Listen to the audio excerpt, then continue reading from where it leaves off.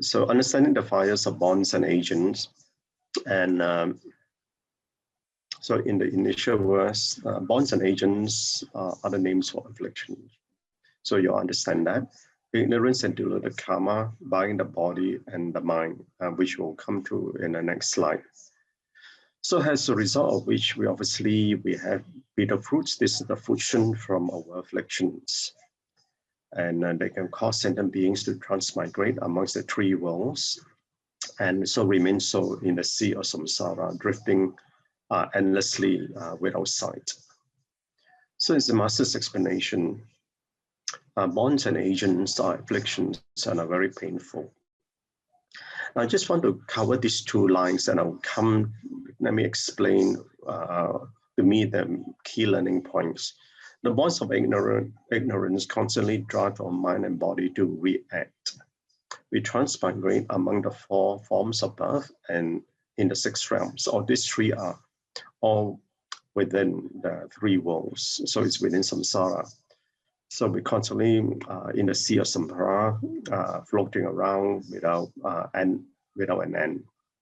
Now so this one here, to me, the key learning point is the suffering that leads to more suffering. And I will come to that text in the end of my presentation.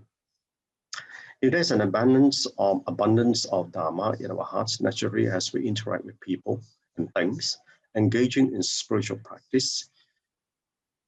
So that is when we engage in spiritual practice. So we apply the Dharma to our daily living. We can apply these methods. We can perfect our character, attain Buddhahood.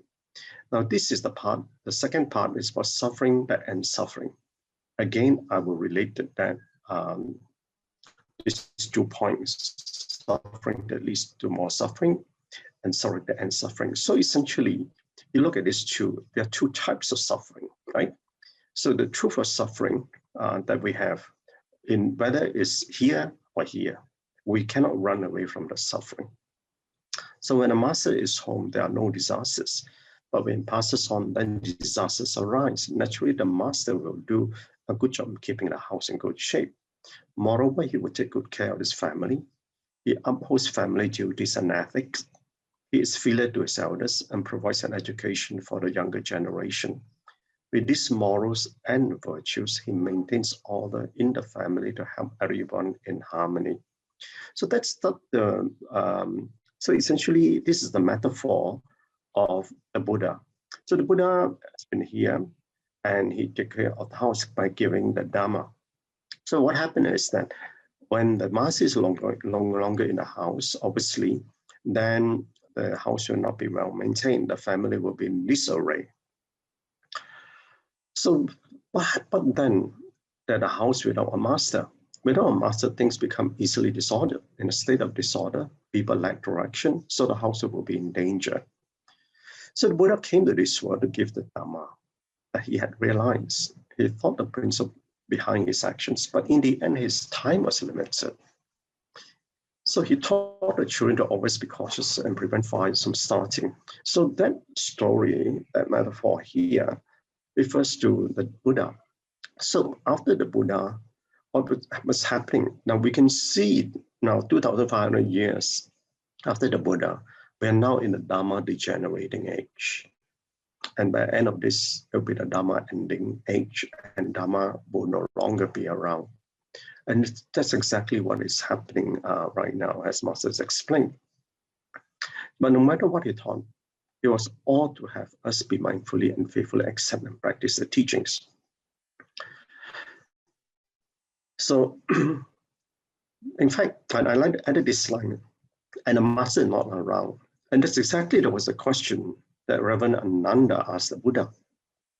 And when the Buddha was entering parinirvana, and so Ananda asked the Buddha, he said, after them, I used to include the master because it's relating to the Lotus Sutra, passing the parinirvana, master referring to the Buddha. What would then happen? Who would then teach?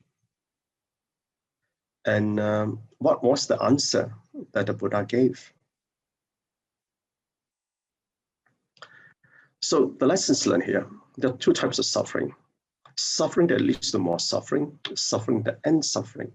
So if you look at these two lines here, The first one, the suffering that leads to more suffering, is the first of the Four Noble Truths, isn't it? Then suffering that ends suffering is the third of the Four Noble Truths. So essentially, if we then understand what the key learning points of today's video recording is about the end of suffering.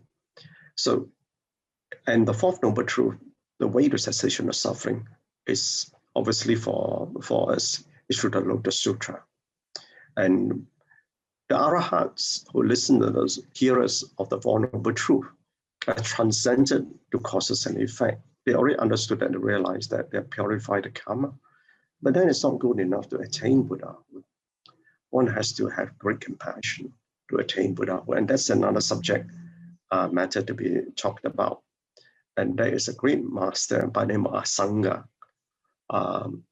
who actually taught the Maitreya, by Maitreya, to actually live that compassion. And then again, that's another long story that maybe Master can relate to, hopefully can relate to one day, then we can talk about that one. But it's more to understand that if we do not accept the latter, that suffering that ends suffering, I mean, the cessation of suffering, then we will continue to get the former. And then we'll be floundering in the sea without an end. So therefore, what we have in this life is to accept life becomings and we purify our karma in the past. So we must listen, take the Dharma to heart. And if there is any teaching we can apply, we must put into practice. So when Ananda asked the Buddha, after the Buddha, what would have happened? And Buddha responded, said, there is still the Dharma. So Dharma is our teaching now. But who is your greatest teacher? But the Buddha is no longer around. Who is your greatest teacher? And that question, only you can answer. And maybe we can contemplate on that. We can discuss about this tomorrow. Contemplation. As a householder, one is tempted with many transgression, and the desire arises. The practice of self-growth must be bound by the vows you have committed. So that the pledges of precepts and vows of practice are well etched in your awareness consciousness. You see, for us as householders, we face all these things throughout our life, whatever that entices our desire, our emotion. So we only have precepts and vows of practice to keep us in check. So they got to be very well aware within ourselves. So this practice of keeping your morality will be intact. When you transgress, seek to reflect, to regret, remorse, repent, and reform. And that's the only way that we can change. In relationship is a bond in your life. So karma bonds you in samsara, in the samsaric world, in the endless cycles of causes and effects. So until you realize and practice in the emptiness of both causes and effects. So when you do, you break the chain of cause and effect. Okay?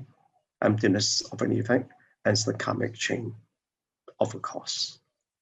Okay, Gan En brothers and sisters, thank you.